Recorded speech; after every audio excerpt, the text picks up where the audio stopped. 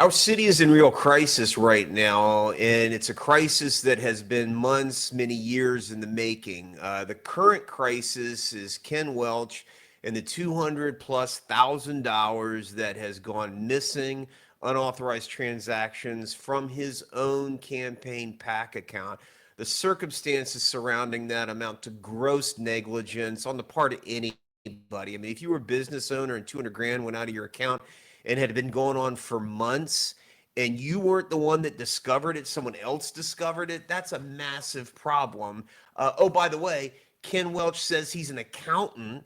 How in the world can you be an accountant, not have your hands even remotely on the controls or understand what's going on, such that somebody else was the one that alerted you to this problem?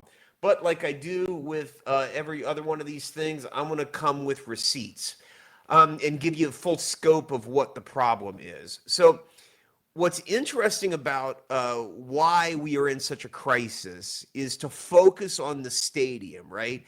So, the stadium, just a couple blocks that direction, is a multi-billion-dollar deal that literally is going to be the financial future, up or downside of this city for the rest of this city's future. It will be a disaster if done incorrectly. It has been stumble after stumble as a direct result of Ken Welch, and he's not the guy that's going to pull this out. But what's going to happen is, because he's still sitting in the mayor's office, we're going to spend the next year, months discussing this, wringing hands over it.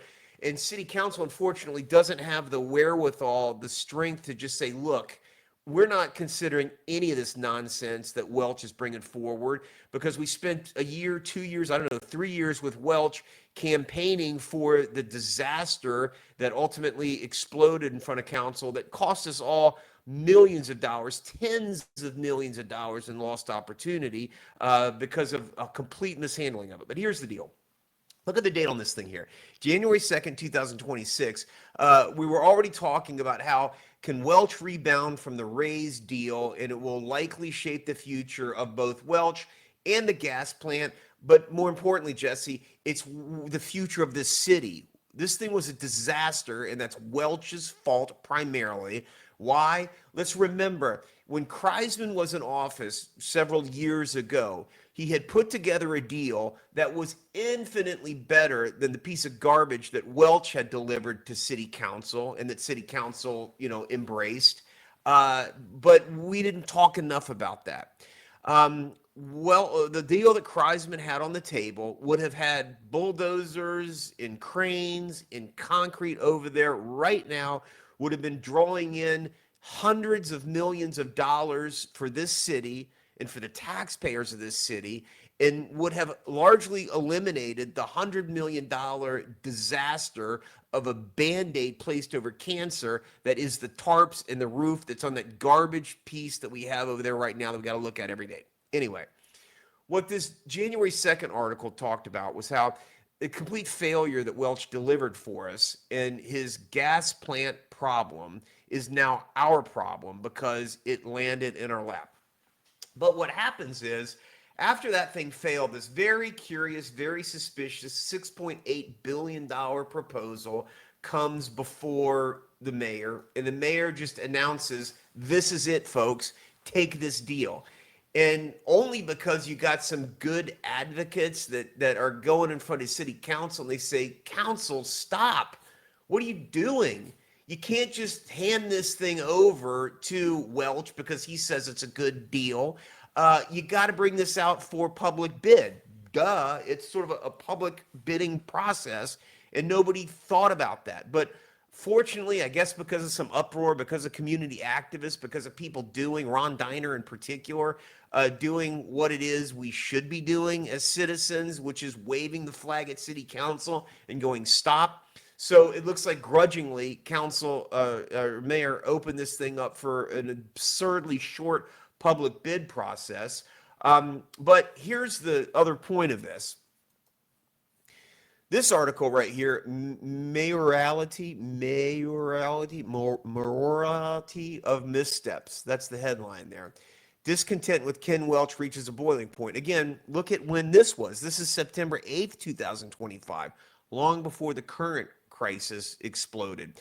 But this article is important because it serves to remind us of how this entire administration, this entire tenure of this guy's mayor has been a disaster, beginning with these massive uh, staffing upsets at the beginning, people having to resign. We had a deputy mayor that resigned, and other problems all along. I want people to remember one other thing. There's an important part of this beginning part of Welch's administration that people forget about, and that is when he first came in as mayor. We all hope for good things. There's this transition period. Everybody's coming in. It's usually a pretty heady, enthusiastic time. The economy is really good at that point in time.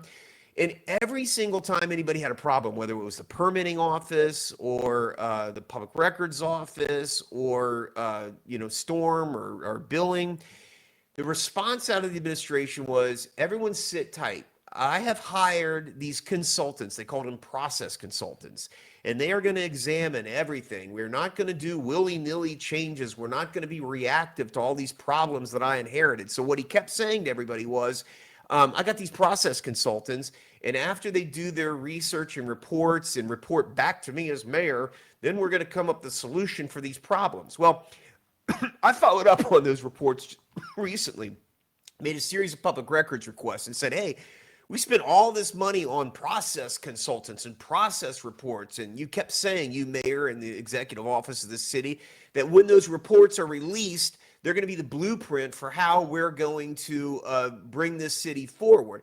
Turns out it was complete nonsense, complete diversion. God knows how much money was spent on these process consultant reports. I'll drop into this video here the links to this garbage that ultimately was produced.